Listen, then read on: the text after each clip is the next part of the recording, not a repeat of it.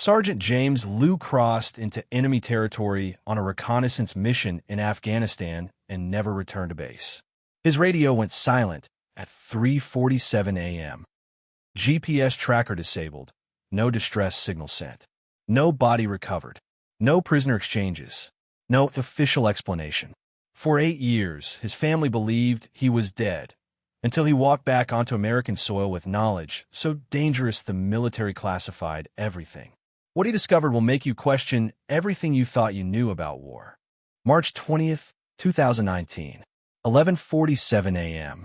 U.S. Embassy, Islamabad, Pakistan. Marine Guard Corporal David Martinez was completing his routine perimeter check when something made him look twice at the man approaching the embassy gates.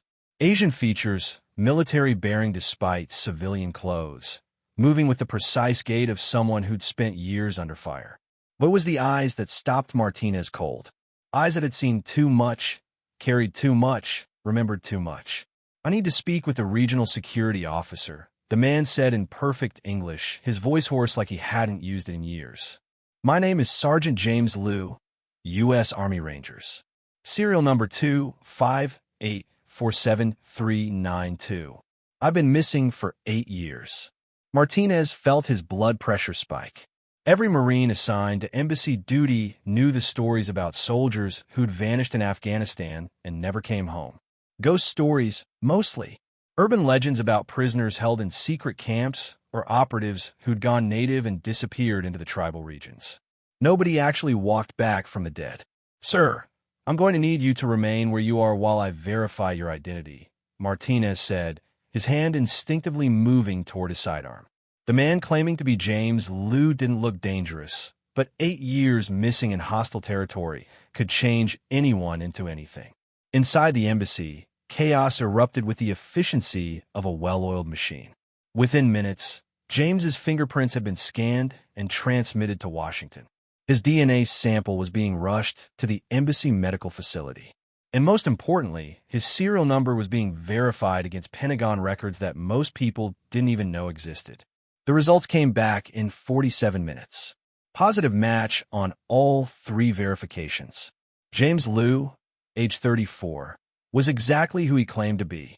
The only problem was that according to official military records, Sergeant James Liu had been declared missing in action, presumed dead, following a classified reconnaissance mission in Helmand Province on March 15, 2011. 8 years, 5 days ago. Regional Security Officer Patricia Chun stared at the test results with the kind of disbelief that comes when reality contradicts everything you thought you knew about the possible. She'd handled prisoner returns before, hostage negotiations, even the occasional case of soldiers who'd gone AWOL and surfaced years later in foreign countries. But this was different. This was a man returning from the dead with stories that could not be allowed to reach the wrong ears. Within an hour, 3 military intelligence officers were on a plane from Washington to Pakistan. Within 2 hours, James Liu was in a secure room being asked questions about things that had been classified so far above his original clearance level that admitting they existed was potentially treasonous. And within 3 hours, every document related to James Liu's return was stamped with classifications that would keep them buried for the next 50 years. Because what James had discovered during his 8-year disappearance wasn't just dangerous to enemy combatants. It was dangerous to the very people who'd sent him on that mission in the first place. The war in Afghanistan had hidden many secrets beneath its mountains and valleys. But none more explosive than the truth that James Liu had carried home about who the real enemy had been all along. James Liu had grown up with his grandfather's war stories echoing through their small apartment in San Francisco's Chinatown. Liu Wei had been a mechanic with the Flying Tigers in World War II, one of the Chinese-American pilots who'd fought Japanese forces over Burma before America had even entered the war. The old man's Purple Heart sat in a place of honor on their mantelpiece, next to a faded photograph of him standing beside a P-40 Warhawk with a shark's mouth painted on its nose. "Americans don't always see us as belonging here," Grandfather Liu would tell young James during their evening walks through the narrow streets. "But when the shooting starts, we prove ourselves with blood and courage. That's how we earn our place at the table." At 26, James carried those words with him through every mission, every firefight, every moment when his Asian features made him stand out among his predominantly white Army Ranger unit. He'd enlisted after September 11th, driven by the same patriotic fury that had motivated millions of Americans, but carrying the additional burden of proving that Chinese Americans belonged on the front lines of America's wars. The path to Special Forces had been brutal. Ranger School, advanced individual training, language immersion programs that left his throat raw from practicing Dari and Pashto pronunciations. But James possessed something that made him invaluable in Afghanistan. He could disappear. His Asian features allowed him to blend with local populations in ways that tall, blonde soldiers from Iowa never could. Wrapped in local clothing with his face darkened by sun and dust, James could pass for Hazara or Tajik from a distance, buying precious seconds of confusion that often meant the difference between mission success and body bags. His mother, Linda, had worked double shifts as a nurse at UCSF Medical Center to support his dreams of military service. After his father's death from cancer when James was 16, she'd become everything: mother, father, cheerleader, and conscience. Every letter home carried his promise that he'd come back safe, that he wouldn't let the family sacrifice be meaningless. "You don't have to prove anything to anyone," Linda would tell him during their satellite phone call from Bagram Airfield. But James knew better. Every mission briefing where colonels mispronounced his name. Every joke about the Oriental when soldiers thought he couldn't hear. Every assumption that his language skills made him a translator rather than a warrior. He was proving something with every successful mission, every decoration, every time he brought his team home alive. His younger sister Sarah was in her final year of pre-med at Berkeley, supported by James's military salary and the promise that education could lift their family into the American middle class permanently. She'd text him photos from organic chemistry labs and anatomy classes, sharing dreams of becoming a doctor while he crawled through Afghan mountains hunting men who wanted to kill Americans. Emma-chan, his fiancée, taught third grade at a school in Oakland where half her students spoke English as a second language. She understood sacrifice, understood the weight of representing your entire community every time you stepped into a room where you didn't look like everyone else. Her engagement ring, a modest diamond that had cost James 3 months of combat pay, sat at her jewelry box while he deployed, waiting for the day he'd come home and they could start building the life they planned. But it was the missions that defined James Liu. 3 tours in Afghanistan had earned him a combat infantry badge, Bronze Star with V device for valor, and the grudging respect of men who'd initially questioned whether someone with his face could handle the pressures of elite warfare. He'd killed Taliban fighters in hand-to-hand combat, called in airstrikes that saved American lives, and pulled wounded soldiers from burning vehicles while taking enemy fire. On March 14, 2011, the night before his final mission, James had written what he didn't know would be his last letter home. In careful handwriting, he'd told his mother about his plans for after the deployment. Engineering school using his GI Bill benefits. Marriage to Emma. Children who would grow up proud of their grandfather's service and their father's sacrifice. He had no way of knowing that within 24 hours, he'd discover something that would make him question everything he believed about honor, duty, and who the real enemy was in America's longest war. March 15, 2011, 0130 hours. Forward Operating Base Chapman, Khost Province. The briefing room smelled like stale coffee and the kind of tension that comes before soldiers walk into places they might not walk out of. James Liu sat in the front row, studying satellite images of terrain that looked like the surface of Mars, all jagged rocks and shadows that could hide 1,000 different ways to die. Colonel Marcus Hayes stood at the front of the room, his uniform crisp despite the 110-degree heat outside. At 42, Hayes was everything James wasn't: tall, blonde, connected to the kind of military families that produced generals and Pentagon assignments. He'd arrived at Chapman 6 months earlier with ambitions that everyone could see and few bother to hide. Operation Ghost Walk, Hayes announced, pointing to a red circle on the map that marked a valley 30 clicks into Taliban territory. Intelligence reports indicate a weapons cache containing advanced technology. technology that doesn't belong in Taliban hands. The briefing should have been routine. James had conducted dozens of similar reconnaissance missions, slipping through enemy lines to gather intelligence on weapons depots, command centers, and high-value targets. But something about this mission felt different. The intelligence was too vague. The timeline too compressed. The support too limited. Sergeant Liu, your Asian features give you the best chance of moving undetected through the area, Hayes explained, as if James's face was equipment rather than genetics. Local population includes Hazara minorities who share similar physical characteristics. You can get close enough to assess the threat without raising alarm. James studied the mission parameters on his tablet. Solo insertion by helicopter at a landing zone 5 kilometers from the target. Overland movement through terrain that offered minimal cover. Investigation of the weapons cache. Extraction at the same LZ within 72 hours. Standard operating procedure, except for one detail that made his stomach tighten. Sir, the mission calls for radio silence except for scheduled check-ins, James said, raising his hand. That's unusual for solo reconnaissance in hostile territory. Hayes' smile was the kind that never reached his eyes. This operation is classified above your clearance level, Sergeant. The technology we're investigating requires operational security that supersedes normal communication protocols. You'll check in every 4 hours until mission completion. Captain Rodriguez, the intelligence officer, spread additional photographs across the table. The weapons cache appeared to be located in a compound that had been abandoned by Taliban forces weeks earlier. Too convenient.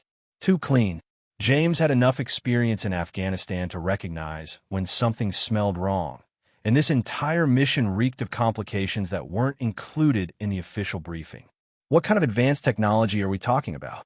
James asked, studying images that showed generic buildings and standard Taliban equipment. Nothing looked particularly sophisticated or threatening. That's classified, Hayes replied, his tone making it clear that questions were discouraged. Your job is reconnaissance and assessment. Intelligence analysis will be conducted at levels above your authorization. At 0200 hours, James conducted his final equipment check. Standard reconnaissance load. M4 carbine with suppressor, sidearm, night vision, emergency beacon, medical kit, and enough water and rations for 4 days. But his communications equipment included modifications he'd never seen before, extra encryption modules that would make his transmissions unreadable to anyone without specific decryption keys. The helicopter ride to the insertion point took 47 minutes through mountains that looked like God's graveyard in the green glow of night vision. The pilot, a veteran warrant officer named Mills, seemed unusually nervous for what should have been a routine insertion. You sure about this LZ, Sergeant? Mills asked over the intercom as they approached the drop zone. Intelligence shows Taliban movement in this area as recently as yesterday. James checked his GPS coordinates one final time. Everything matched the mission briefing exactly. Orders are orders, Chief. Put me down and get out of here. At 0247 hours, James Liu stepped onto Afghan soil for what he believed would be a 72-hour mission to assess enemy weapons capabilities. He had no way of knowing that the technology he was investigating wasn't Taliban equipment at all. It was American military hardware being sold to the highest bidder by the very officers who'd sent him to find it. And he had no way of knowing that Colonel Hayes had no intention of letting him return to base with that knowledge. March 15th, 2011. 0347 hours. James Liu crouched behind a boulder that jutted from the Afghan mountainside like a broken tooth, watching something that made no sense through his night vision scope. The weapons cache wasn't Taliban equipment at all. It was American military hardware, still in original packaging, with serial numbers that should have been logged in U.S. armories, not sitting in enemy territory waiting to be distributed to fighters who use them to kill American soldiers. He keyed his radio for the scheduled check-in, his voice carefully controlled despite the ice water flooding his veins. Base, this is Ghost Walk. Package located. Investigating. We'll report back in 2 hours. The response came through with crystal clarity. Copy, Ghost Walk. Maintain operational security. But as James ended the transmission, he heard something that chilled him more than the mountain wind. Vehicle engines. Multiple vehicles, moving fast, approaching from the valley floor below. Not the battered Toyota pickups that Taliban forces typically used. These were American Humvees, running without lights, their diesel engines unmistakable to anyone who'd spent 3 tours listening to the sound of U.S. military convoys. James disabled his GPS tracker and switched his radio to receive-only mode. Standard operating procedure when compromise was imminent. But as he watched 4 Humvees surround the weapons cache compound, he realized this wasn't an enemy compromise. The men stepping out of those vehicles wore U.S. military uniforms. American soldiers, in a supposedly Taliban-controlled area, at 0400 hours, loading weapons that were supposed to be enemy equipment into their vehicles. Through his scope, James recognized the lead figure immediately. Colonel Marcus Hayes, the same officer who'd briefed him on the mission 12 hours earlier. Hayes wasn't conducting a recovery operation or investigating enemy capabilities. He was supervising the distribution of American weapons to enemy forces, using the cover of war to run an arms trafficking operation that stretched from U.S. military depots to Taliban fighters. The scope of the betrayal hit James like a physical blow. Every American casualty from advanced weaponry. Every convoy destroyed by sophisticated explosives. Every soldier killed by equipment that was supposed to be protecting them instead of hunting them. All of it traced back to U.S. officers selling weapons to the highest bidder while American families buried their sons and daughters. James began photographing everything through his scope's digital interface. Hayes directing the loading operation. Serial numbers on weapons crates. License plates on vehicles. The faces of U.S. soldiers participating in treason so massive it redefined the word itself. Evidence that would destroy careers, end the war differently, and expose corruption that reached to the highest levels of military command. But as he documented the systematic betrayal of every oath these men had sworn, James made a fatal error. His camera's automatic flash fired for a fraction of a second, reflecting off the boulder beside him like a signal flare in the darkness. The weapons loading stopped immediately. Hayes raised his hand, and 8 American soldiers began moving toward James's position with the precision of men who'd done this before.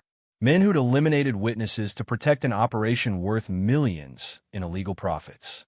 James had 2 choices: run and try to reach the extraction point with evidence that would expose massive military corruption, or fight American soldiers who become enemy combatants through their own greed and betrayal. Either choice meant engaging U.S. forces in combat, something that could be court-martialed as treason even if he was protecting American lives. He chose to run, clutching his camera and radio as proof of crimes that went to the heart of American military leadership. But Hayes's men knew the terrain, knew his extraction route, and knew that dead men tell no tales about arms trafficking operations. At 0420 hours, James Liu's radio went permanently silent. Not because he'd been captured by Taliban forces, but because he discovered that the real enemy wore American uniforms and drew American paychecks, while selling American weapons to the people trying to kill his brothers in arms. The last thing James remembered before the tranquilizer dart hit his neck was Colonel Hayes standing over him, shaking his head like a disappointed father. "You should have stayed in your lane, Sergeant. Some things are too big for foot soldiers to understand." March 16, 2011. 0800 hours. Forward Operating Base Chapman erupted in controlled chaos when Sergeant James Liu failed to make his scheduled check-in. Colonel Hayes paced the operations center with the kind of concern that would look convincing to anyone who didn't know he'd personally ordered the mission that had eliminated the problem James Liu represented. "Where's my soldier?" Hayes demanded, his voice carrying exactly the right mixture of anger and worry. Ghostwalk was supposed to report in 4 hours ago. The search and rescue operation launched with military precision. Helicopters swept the insertion area while ground teams moved toward James's last known coordinates. What they found at the weapons cache site told a story that Hayes had carefully crafted. Evidence of a fierce firefight, blood trails leading into the mountains, and Taliban propaganda materials suggesting they'd captured an American soldier. But no body, no equipment, no proof of death that would allow the military to close the case and move on. Lieutenant Sarah Martinez, the intelligence officer coordinating the search, studied the scene with growing confusion. "Sir, something doesn't add up. The blood pattern suggests Sergeant Liu was wounded but mobile. Taliban forces typically leave bodies as warnings. And this equipment." She held up fragments of American military gear that had been deliberately scattered around the site. "What about the equipment, Lieutenant?"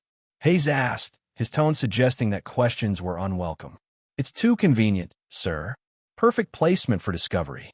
Almost like someone wanted us to find specific evidence while hiding other details." Hayes's expression hardened. "Are you suggesting this scene was staged, Lieutenant? That an American soldier faked his own capture?"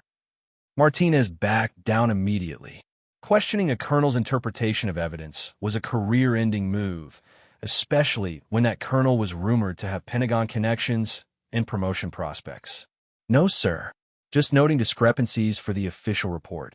The search continued for 2 weeks, expanding across 3 provinces and involving hundreds of personnel.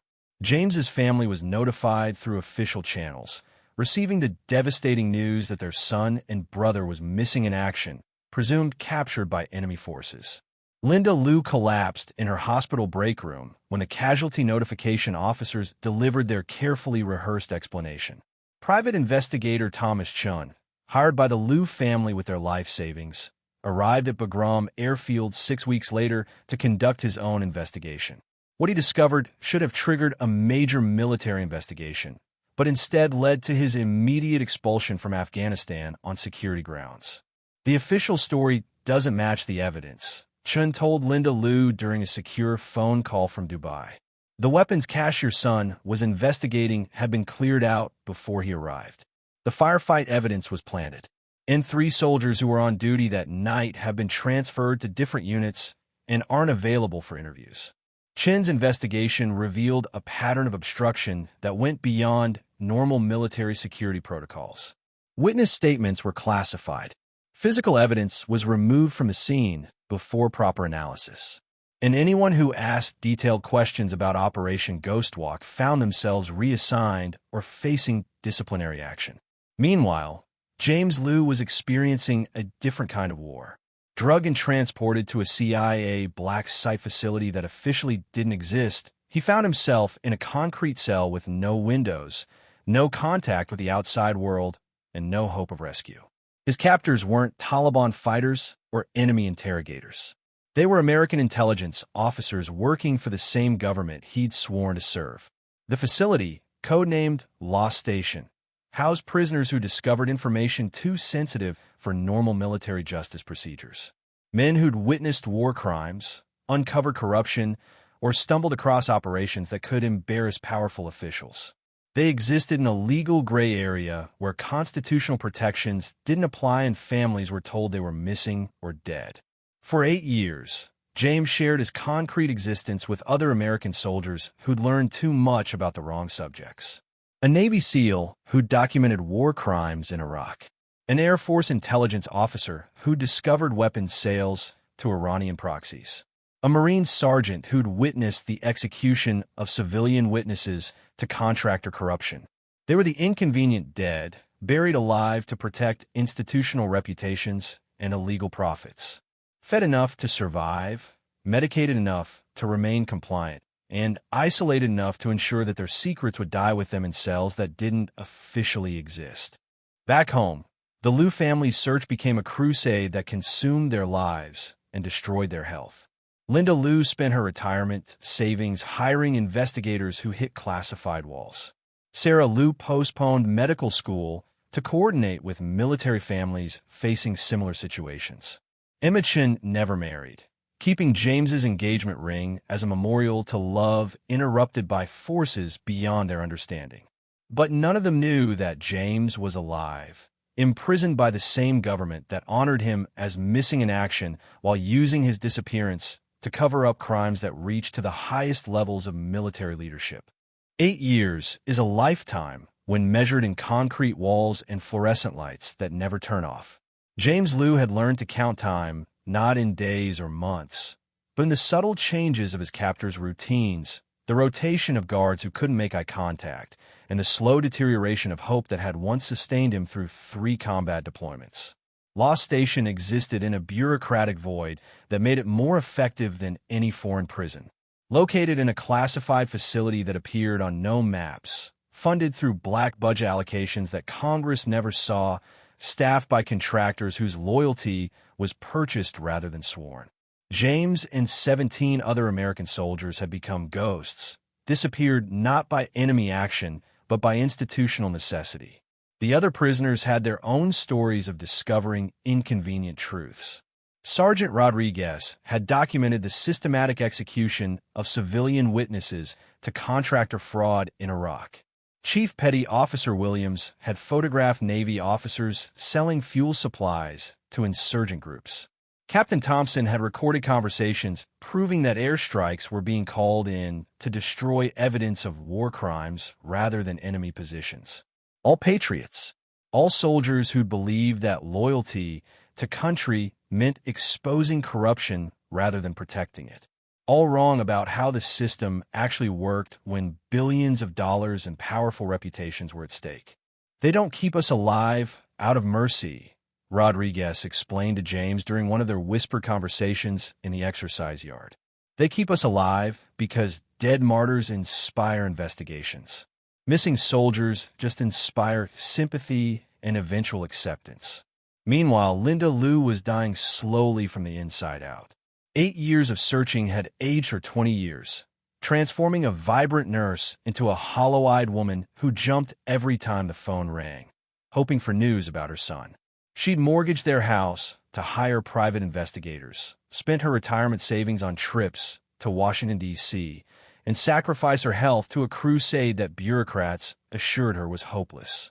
Sarah Liu had completed medical school, but deferred her residency to become a full-time advocate for military families facing similar situations. She discovered that the Liu family wasn't alone. Dozens of soldiers had vanished during classified operations, their cases buried under national security classifications that prevented meaningful investigation. The pattern was too consistent to be coincidental. There's a whole infrastructure designed to make inconvenient soldiers disappear, Sarah told the Military Family Coalition during a 2017 conference. Our brothers and sons aren't missing in action. They're missing in bureaucracy. Emma Chun had built a different kind of memorial. She'd never married, never moved from the apartment she and James had shared, never removed the engagement ring that waited for a hand that would never wear it. But she'd channeled her loss into teaching, working with refugee children whose families understood the pain of loved ones who'd vanished in systems too powerful to question. General Hayes, promoted twice since James's disappearance, had built his Pentagon career on successful operations in Afghanistan. His efficiency in eliminating security threats had earned praise from officials who preferred not to know the details. The weapons trafficking network he'd established continued generating millions in profits, funding black operations that Congress never authorized and oversight committees never discovered. By 2018, most of James's family had accepted the military's assessment that he was dead. Linda Liu's doctor prescribed antidepressants for grief that wouldn't heal. Sarah Liu entered her medical residency, carrying survivor's guilt that no textbook addressed. Emma Chun started dating a teacher who understood that some wounds never fully close. But in his concrete cell, James Liu was planning something that 8 years of imprisonment hadn't broken. He'd memorized every detail of the corruption he'd witnessed, every serial number, every name, every financial transaction that proved American officers were selling weapons to enemy forces. And he discovered something even more dangerous during his years at Lost Station. The trafficking network was still operating, still selling American military technology to the highest bidder, still profiting from the deaths of soldiers who trusted their equipment wouldn't be turned against them. The other prisoners had given up hope of escape or justice. But James carried something they didn't: the absolute certainty that his evidence could save American lives, even if exposing it cost him everything. In 2019, that certainty would drive him to attempt something that Lost Station's designers had believed was impossible. And his success would create a crisis that reached from CIA black sites to Pentagon briefing rooms, forcing powerful men to choose between institutional protection and constitutional justice. March 15, 2019. The 8th anniversary of James Liu's disappearance became the day everything changed. A power failure at Law Station lasting exactly 17 minutes created the opportunity he'd been planning for 3 years. 8 years of studying guard rotations, memorizing security protocols, and preparing for a moment that might never come had led to this. 17 minutes of darkness and backup generators that didn't cover every corridor. James's escape wasn't dramatic. No explosions, no firefights, no Hollywood heroics. Just careful movement through shadows he'd mapped in his mind during countless sleepless nights. Past guards who assumed that men imprisoned for 8 years had lost the will to run. By the time the power was restored, James Liu was gone. And with him went 8 years of documented evidence about corruption that reached from Afghan mountainsides to Pentagon briefing rooms. The journey to Pakistan took him 3 weeks of moving through terrain he knew better than his captors realized. 8 years in a CIA facility had included interrogations that revealed more about American operations than intelligence officers intended. James used that knowledge to navigate through classified zones, avoid military checkpoints, and reach the U.S. Embassy in Islamabad with evidence that could topple governments. His arrival created an immediate crisis. Military intelligence officers dispatched from Washington arrived within hours, not to debrief a returning hero, but to contain a security breach that threatened careers and operations spanning 2 decades. "You've been dead for 8 years, Sergeant," the lead intelligence officer explained during James's first interrogation. "Officially, this conversation isn't happening. Your return isn't being reported. Your evidence doesn't exist." But James Liu had learned something during his imprisonment that his captors never expected: patience. He'd spent 8 years preparing for this moment, memorizing every detail that could expose the weapons trafficking network. And he discovered that the corruption he'd witnessed in 2011 had metastasized into something far worse. The choice facing military leadership was simple but devastating. Acknowledge James's return and face investigation of crimes that could reach the highest levels of government, or find a way to make him disappear again, permanently this time. What they didn't expect was that James had prepared for both possibilities. April 2019. The Pentagon offered James Liu a choice that wasn't really a choice at all: full military pension, medical benefits for life, and a hero's welcome home in exchange for signing a non-disclosure agreement that would classify his entire experience above congressional oversight. The alternative was court-martial for desertion, treason charges for compromising classified operations, and imprisonment that would make his 8 years at Law Station look like vacation. "Your family believes you're dead, Sergeant," General Hayes explained during their final meeting. "We can arrange a miraculous rescue story, some Taliban prisoner exchange. You get to go home, they get closure, everyone wins." But James had learned that some victories require sacrifices that heroes in movies never face. Accepting the deal would save his family from 8 years of grief, but it would also protect the weapons trafficking network that continued killing American soldiers. Rejecting it would expose crimes that reached to the highest levels of military command, but destroy any chance of returning to the life he dreamed about during 8 years of imprisonment. James signed the agreement and returned to a family that had given up hope. Linda Liu, now dying of cancer accelerated by 8 years of stress, lived just long enough to hold her son and whisper that she'd never stop believing. Sarah Liu postponed her medical practice to help James readjust to a world that had moved on without him. Emma Chun married him in a quiet ceremony, both of them understanding that some wounds never fully heal. The official story was perfect. James had been held prisoner by Taliban forces, escaped during a coalition raid, and spent months making his way to safety. His Medal of Honor ceremony was attended by the same officials who'd authorized his imprisonment. General Hayes delivered a speech about courage and sacrifice while James stood silent, carrying secrets that could destroy everyone applauding his heroism.